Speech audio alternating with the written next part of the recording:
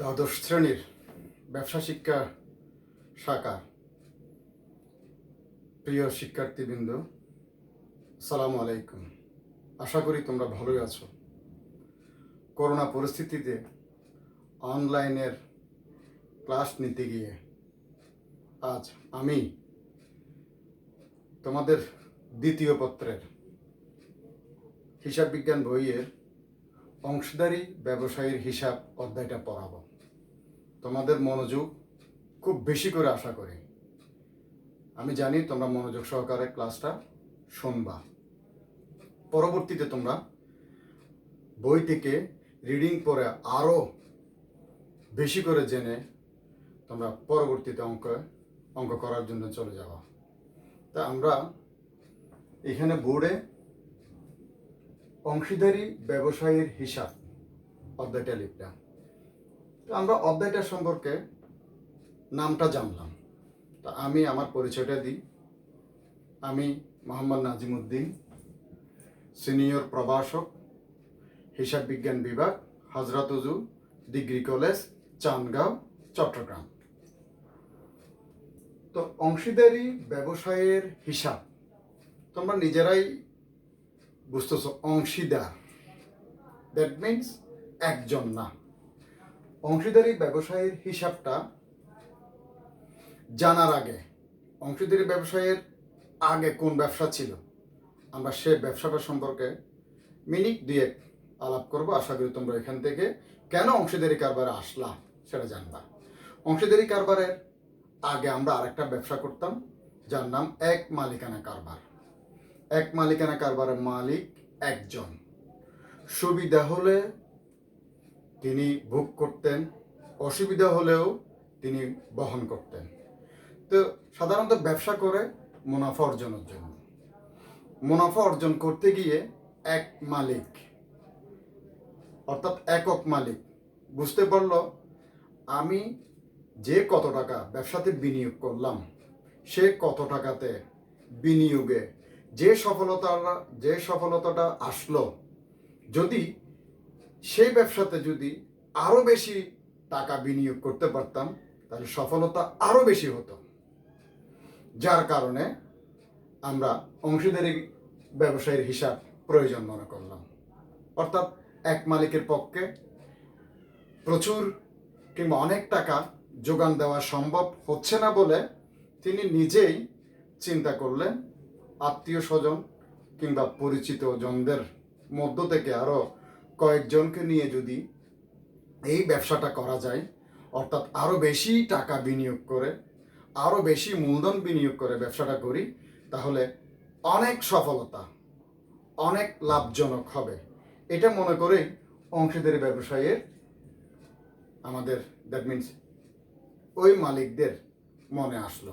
তো আমরা অংশীদারি ব্যবসা করতে গেলে প্রথমে জানতে হবে অংশীদারি ব্যবসাটা কি। তাহলে আমরা প্রথমে বলছিলাম বেশি সফলতা পাওয়ার জন্য, বেশি সুনাম হওয়ার জন্য, বেশি মূলধন হওয়ার জন্য, বেশি সুযোগ সুবিধা পাওয়ার জন্য আমরা সর্বনিম্ন দুইজন অংশীদার দিয়ে শুরু করে সর্বোচ্চ 20 জন পর্যন্ত অংশীদার নিয়ে অংশীদারি কারবারটা আমরা করি।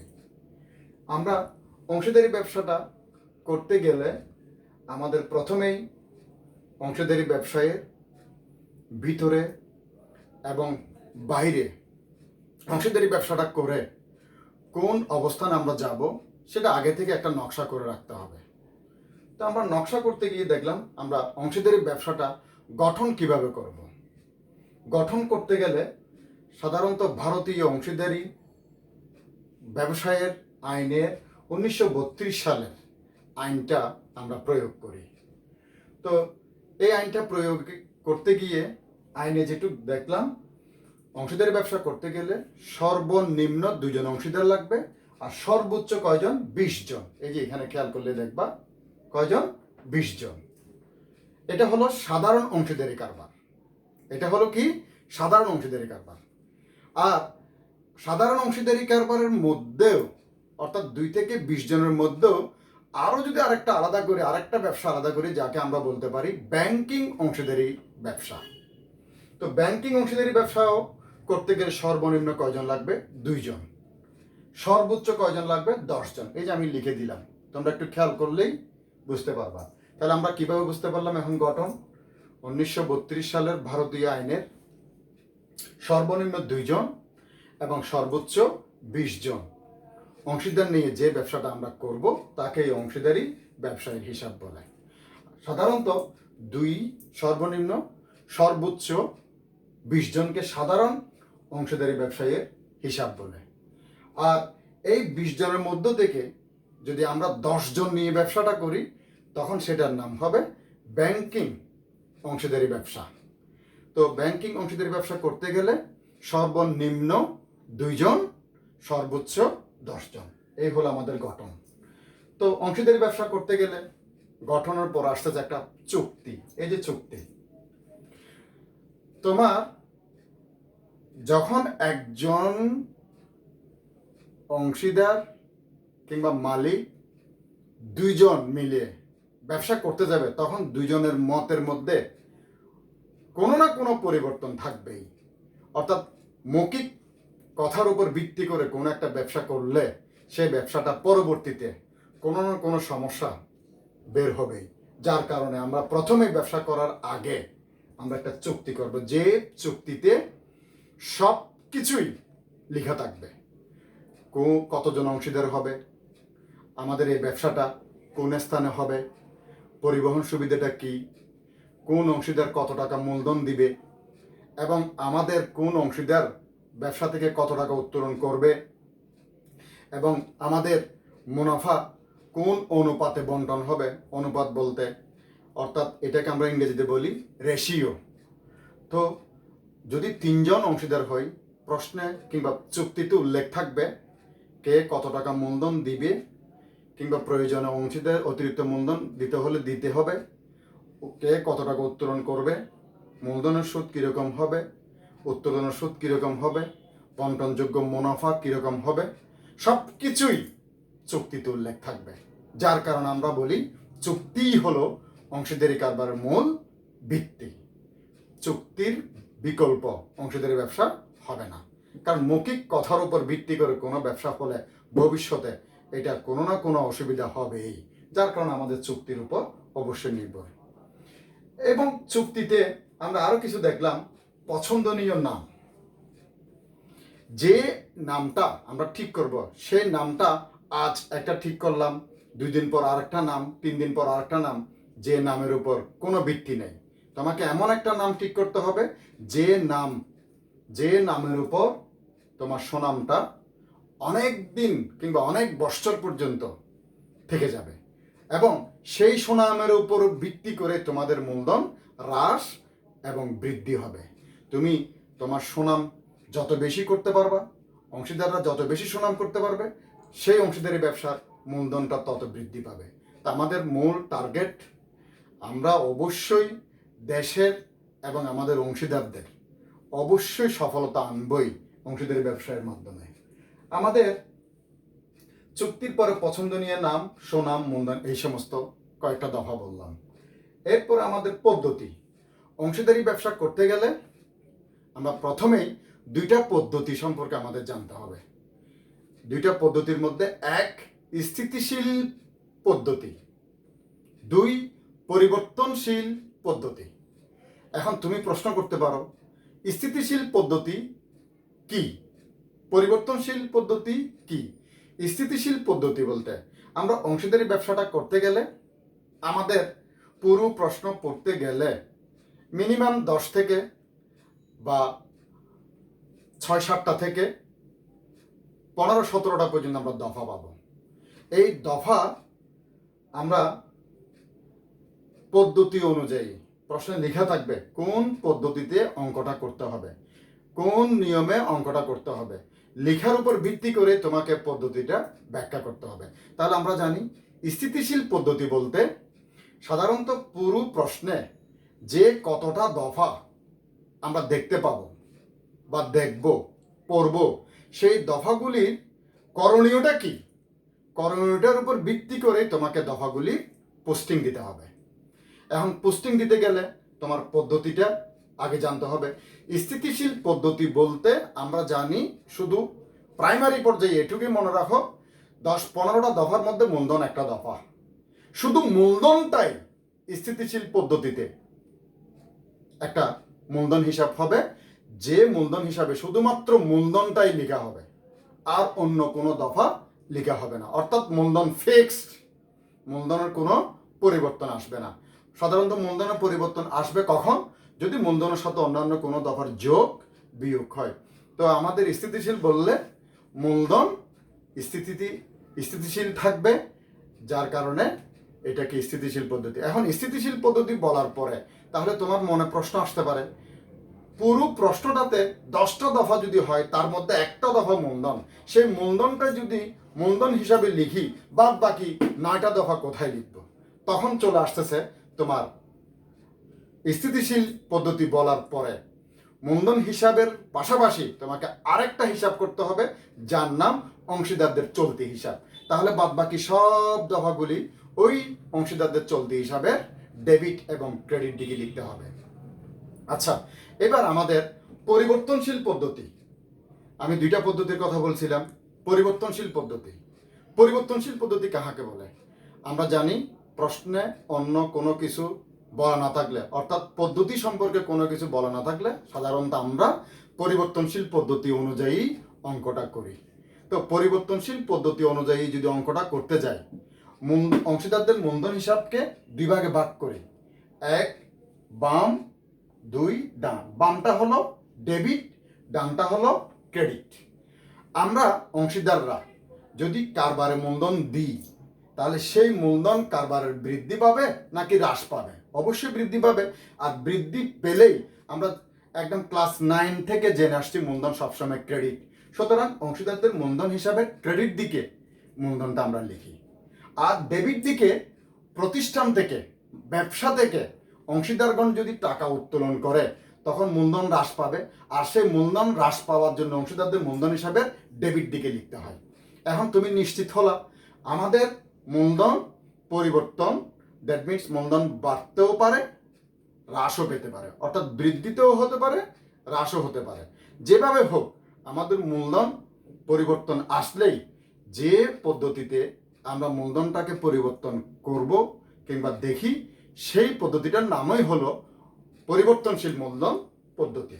তাহলে আমাদের পদ্ধতি সম্পর্কে আপাতত এইটুক ধারণা। এখানে আরেকটা আমরা পয়েন্ট দিলাম, অনুপাত। 2:1। এটার অর্থ হলো 3 জন যদি অংশীদার হয়, এই 3 জন অংশীদার ব্যবসা করতে গেলে নির্দিষ্ট একটা হিসাব কালের পর প্রতিষ্ঠানের মুনাফা বের হবে। আর সেই মুনাফাটা একজনের না বলে এই মুনাফাকে শুধু মুনাফা বলা যাবে না, এটাকে বলা হবে বন্টনযোগ্য মুনাফা। আর এই বন্টন যেহেতু কথা একটা বলা হলো, তখন এই বন্টনটা কিভাবে করবা? দ্যাট মিনস তুমি এই 2:1 যদি 3টাকে যদি তুমি যোগ করো, 2+2+1 কত হলো? 5। ধরে নাও আমাদের একটা হিসাবকালে ব্যবসা করে আমাদের মুনাফা হলো 5,000 টাকা। এই 5,000 টাকাকে মোট অনুপাত 5 অংশ, 5 দিয়ে ভাগ করে 2 দিয়ে গুণ করলে 2,000 টাকা প্রথম জন মুনাফা পাবে, দ্বিতীয় জন পাবে 2,000 টাকা, তৃতীয় জন পাবে 1,000 টাকা। অর্থাৎ এইভাবে বন্টন করা হয় বলে আমাদের এই মুনাফাকে বন্টনযোগ্য মুনাফা বলে, এবং যেভাবে ভাগ করলাম তাকে বলা হচ্ছে অনুপাত। আমরা অনুপাত সম্পর্কে জানলাম। এরপরে এখন আমাদের করণীয়। অংশীদারি ব্যবসায়ে তোমার পুরো প্রশ্নটা পড়ার পর পুরো অঙ্কটাতে কিংবা পুরো অধ্যায়টাতে যে কতটা করণীয়, আমরা সব করণীয় না আনলেও অন্তত 80% করণীয় নিয়ে আসছি। সাধারণত এই করণীয়গুলির মধ্য থেকে তোমার প্রশ্নে সৃজনশীল ভিত্তিতে প্রশ্ন করলে এই করণীয়গুলির মধ্য থেকে তোমার করণীয়টা আসবে। আমরা জানি একটা অঙ্ক করতে গেলে 10 নাম্বার। এই 10 নাম্বারের মধ্যে ক হলো 2 নাম্বার, খ হলো 4 নাম্বার, গ হলো 4 নাম্বার, মোট 10 নাম্বার। অর্থাৎ মিনিমাম তোমাকে 3টা করণীয় করতে হবে। এটা হলো স্পেসিফিক, একদম উল্লেখযোগ্য। আবার এই 3টা করণীয় করতে গেলে এখানে ভিতরে ভিতরে আরো অনেক করণীয় বের হয়, যে করণীয়গুলি তোমার করতে গেলে অবশ্যই তোমাকে অংশীদারি ব্যবসায়ে প্রথম থেকে শেষ পর্যন্ত, অর্থাৎ আমি বলতেছি কি বেসিক তোমাকে ক্লিয়ার করতে হবে। বেসিক ক্লিয়ার করলে প্রশ্ন যেভাবে করবে করুক, আমরা সেই প্রশ্ন থেকে প্রশ্ন পড়ার পর প্রশ্ন অনুযায়ী করণীয়গুলি আমরা সুন্দর করে আনসার করতে পারবো। তো আমাদের যে কতটা করণীয় হতে পারে আমি আপাতত দেখলাম। আমাদের 1 নাম্বার করণীয় হলো লাভ লোকসান আবন্টন হিসাব। এই লাভ লোকসান আবন্টন হিসাবটা কেন করব? হতে পারে বন্টনযোগ্য মুনাফা, হতে পারে বন্টনযোগ্য ক্ষতি। আমি মুনাফা লেখার অর্থ এই নয় শুধু মুনাফাই বের হবে, বন্টনযোগ্য ক্ষতিও হয়। সাধারণত ম্যাক্সিমাম ক্ষেত্রে বন্টনযোগ্য মুনাফাটা বের হয়। তা আমরা লাভ লোকসান আবন্টন হিসাবটা কার জন্য করা হবে? প্রথম, এখানে পক্ষ হলো দুইটা। একটা পক্ষ হলো প্রতিষ্ঠান, আরেকটা পক্ষ হলো অংশীদারগণ। প্রতিষ্ঠানের জন্য যে হিসাবটা করা হবে তার নাম লাভ লোকসান আবন্টন হিসাব। এই লাভ লোকসান আবন্টন হিসাবের দুইটা দিক, একটা হলো ডেবিট আর একটা হলো ক্রেডিট। ডেবিট দিক হলো প্রতিষ্ঠান যে খাতে খরচ করবে, যে খাতে টাকা দিয়ে দিবে লাভ লোকসান আবন্টন হিসাবে ডেবিট দিকে। আর প্রতিষ্ঠানের যে খাতে বা যে খাত হতে আয় হবে সেই লাভ লোকসান আবন্টন হিসাবের ক্রেডিট দিকে লিখতে হবে। অর্থাৎ লাভ লোকসান আবন্টন হিসাবের ক্রেডিট ডেবিট দুটোর একটা পার্থক্য বের হবে। ক্রেডিট দিক যদি বড় হয়, ডেবিট দিক যদি ছোট হয়, তাহলে একটা পার্থক্য আসবে যার নাম বন্টনযোগ্য মুনাফা। আর এই বন্টনযোগ্য মুনাফা আমি প্রথমে বলছিলাম একজনের না, অংশীদার যদি 3 জন হয় 3 জনের। বন্টনযোগ্য মুনাফাটা অংশীদার যদি 2 জন হয় 2 জনের, অংশীদার যদি 4 জন হয় 4 জনের। কিভাবে ভাগ হবে সেটা অনুপাত প্রশ্নেই বলে দিবে, কোন অনুপাতে বন্টনযোগ্য মুনাফাটা ভাগ হবে। দ্যাট মিনস বন্টনযোগ্য মুনাফা হলে অংশীদারগণ ভোগ করবে, আর বন্টনযোগ্য মুনাফাই যে বের হবে তার কোনো নিশ্চয়তা নেই। আমরা জানি মাঝে মধ্যে আমাদের বন্টনযোগ্য ক্ষতিও হতে পারে, যদি তোমাদের অংশীদারদের পরিচালনা কিংবা কোনো না কোনো সমস্যার কারণে অংশীদারদের বন্টনযোগ্য ক্ষতি বের হয়। আর এই ক্ষতিও কিভাবে বের হবে? ঠিক অনুপাত অনুসারে। আমাদের ক্ষতি কিভাবে বের হবে এবং ক্ষতিটা কিভাবে আমরা পোস্টিং দিব? আমরা জানি লাভ লোকসান আবন্টন হিসাবের ডেবিট যোগফলটা যদি বেশি হয়, ক্রেডিট যোগফলটা যদি কম হয়, পার্থক্য একটা বের হবে, যে পার্থক্যটার নাম হবে বন্টনযোগ্য ক্ষতি। আর এই বন্টনযোগ্য ক্ষতি একজনের না, যদি প্রশ্ন যদি 3 জন অংশীদার হয় 3 জনের। কিভাবে বন্টন হবে সেটা প্রশ্নে লেখা থাকবে, কোন অনুপাতে বন্টন হবে। আমরা জানি লাভ লোকসান আবন্টন হিসাব থেকে বন্টনযোগ্য মুনাফাও বের হতে পারে, বন্টনযোগ্য ক্ষতিও বের হতে পারে। আর এই বন্টনযোগ্য মুনাফা বের হওয়ার পর এই বন্টনযোগ্য মুনাফা কিন্তু ওটুকুতেই রেখে দিব না, এটা পরবর্তীতে আমাদের একটা পোস্টিং দিতে হবে। পোস্টিংটা কোথায় দিব যখন আসবে, তখন আমাদের আরেকটা করণীয় অংশীদারদের মূলধন হিসাব।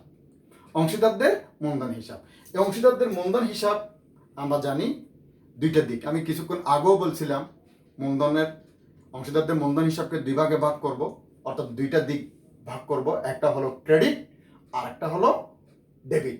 আর মূলধন হিসাবটা আমি এর আগেই বলছিলাম 2টা পক্ষের মধ্যে একটা পক্ষ, অংশীদাররা একটা পক্ষ, প্রতিষ্ঠান আরেকটা পক্ষ।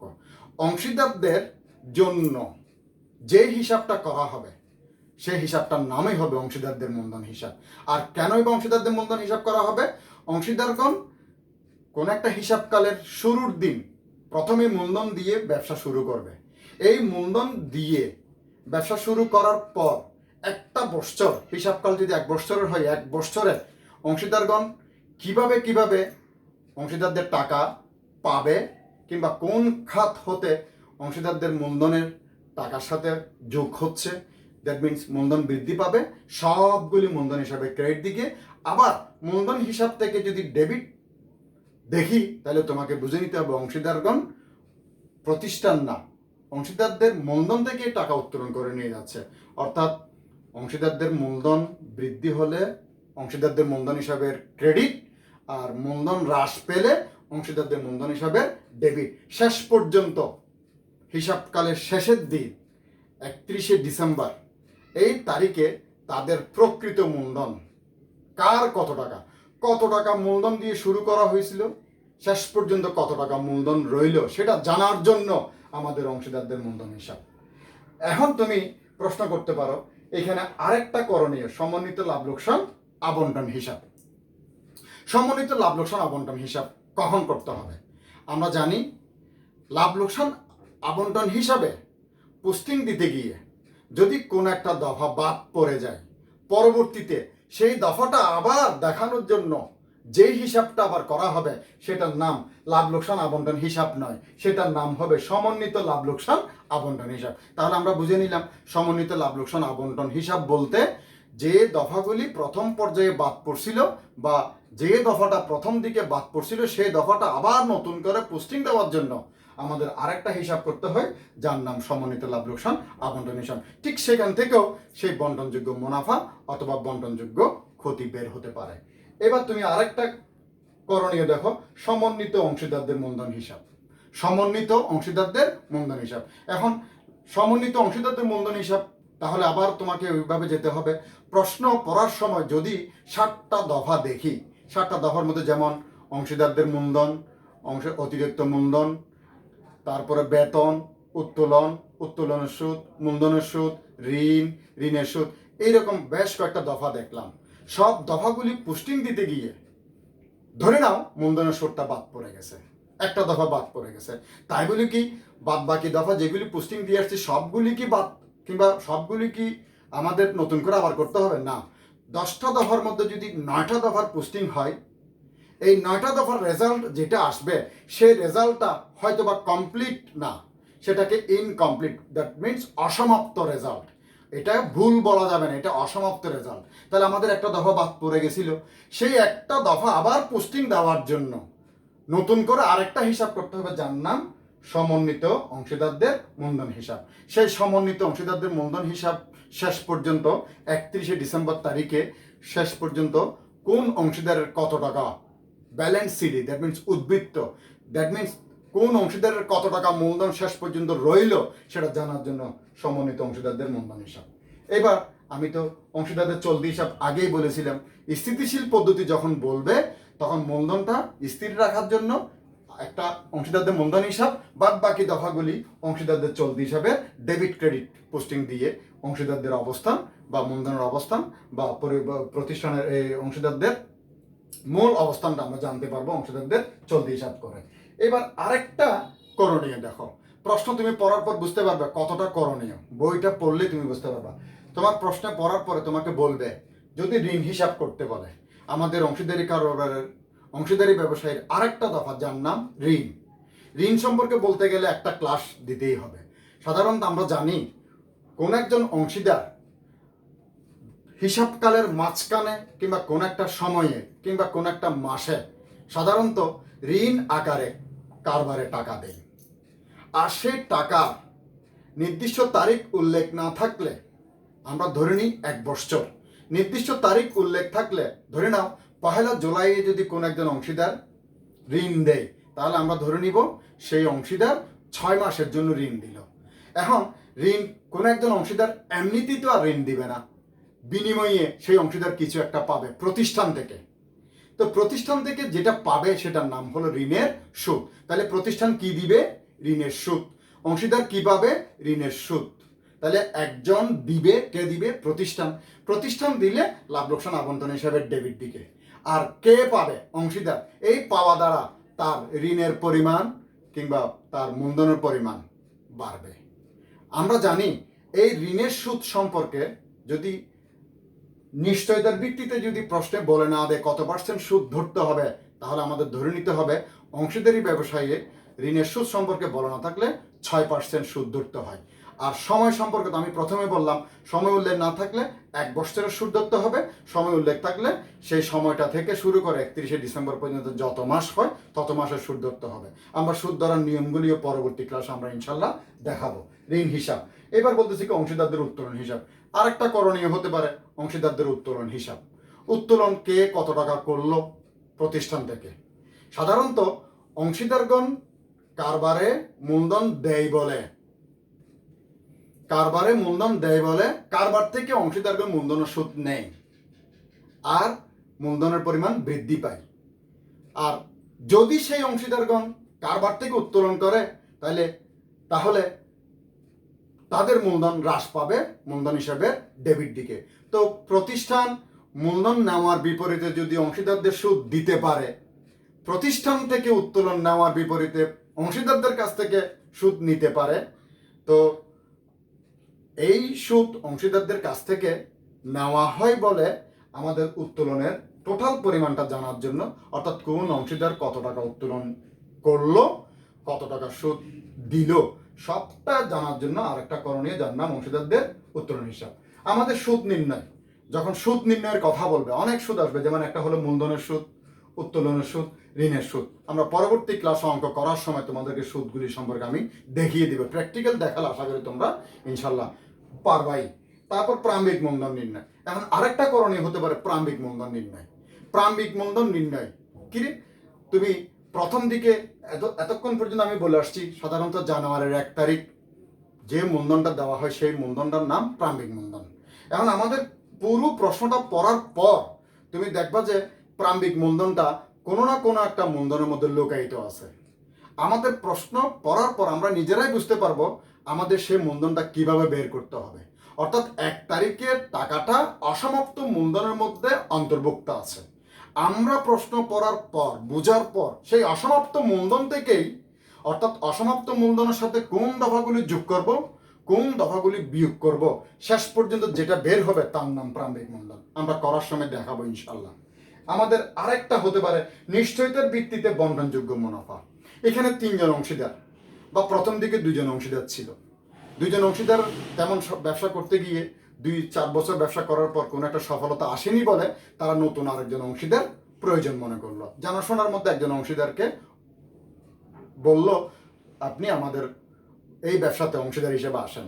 তখন উনি, আমি দ্রুত বলতেছি আমাদের সময় সংক্ষিপ্ততার কারণে, নিশ্চয়তার ভিত্তিতে তখন ওই অংশীদার যখন আগের 2 জনের সাথে নতুন করে ব্যবসাতে আসবে, তখন ওই অংশীদার তার কোনো না কোনো একটা শর্ত দিবে, আমি আপনাদের সাথে ব্যবসা করতে প্রস্তুত, তবে আপনারা যা মূলধন বলবেন তা দিব, নিয়ম কানুন সব মেনে চলবো, কিন্তু ব্যবসা করার পরে মুনাফা হোক নাই হোক আমাকে নির্দিষ্ট পরিমাণ টাকা মুনাফা আকারে দিয়ে ফেলতে হবে। তাহলে এই নিশ্চয়তাটা নতুন অংশীদার পুরাতন অংশীদারদের বরাবর দিল বলে পুরাতন অংশীদারগণ ভেবেচিন্তে নতুন অংশীদারকে হাঁ বলে। এই হাঁ বলার পরে নিশ্চয়তার ভিত্তিতে বন্টনযোগ্য মুনাফা বলতে আমরা জানি, হাঁ বলার পরে আমাদের মুনাফাটা, অর্থাৎ যত টাকাই মুনাফা হোক তার যে নিশ্চয়তাটা দেওয়া হলো সেই নিশ্চয়তার মুনাফাটা দিয়ে দিলে পরবর্তীতে যে টাকাগুলি বা যে লভ্যাংশগুলি, যে মুনাফাগুলি থাকবে সেটা পরবর্তী পুরাতন 2 জনের অংশীদার। তা আমাদের নিশ্চয়তার ভিত্তিতে বন্টনযোগ্য মুনাফা আমরা অঙ্ক করার সময় আরো ভালো করে বুঝবো। আশা করি আমরা আজকে অংশীদারি ব্যবসায়ের মোটামুটি তুমি বলতে পারো অংশীদারি ব্যবসা সম্পর্কে জানতে, ভিতরে ঢুকতে এবং অংশীদারি ব্যবসা কি, কেনই বা আমরা অংশীদারি ব্যবসা করব, সবগুলি আমরা আজ প্রাইমারি পর্যায়ে আলাপ করব। আগামী ক্লাসে আমরা সরাসরি একটা অঙ্ক নিয়ে তোমাদের সামনে আসব। আমি আগামী ক্লাসে অঙ্কটা কথা বলতেছি, এটা তোমরা 2018 সালের ঢাকা, দিনাজপুর, যশোর, সিলেট বোর্ড 2018 সালের অংশীদারি কারবারের অঙ্কটা, প্রশ্নটা তোমরা নিজেরা পড়ে আসবা এবং এটা নিয়ে মোটামুটি একটা সময় দিয়ে আসবা। আমি যখন প্রশ্নটা পড়বো, কারণ প্রশ্নটা এখানে বোর্ডে লিখে তোমাদেরকে করাতে গেলে বোর্ডের সংকুলন হবে না, ওই জন্য তোমরা প্রশ্নটা সামনে রাখবা, আমিও সামনে প্রশ্নটা রাখবো, আমি প্রশ্ন পড়বো, তোমরা প্রশ্ন দেখে দেখে আমি পোস্টিং দিব। আশা করি তোমাদের অঙ্কটা পরিপূর্ণ হবে। তো আমি এই করোনা পরিস্থিতিতে আজ আমি মনে করি তোমরা বই পড়বা, বই পড়ে নিজেদের পরিবর্তন আনবা।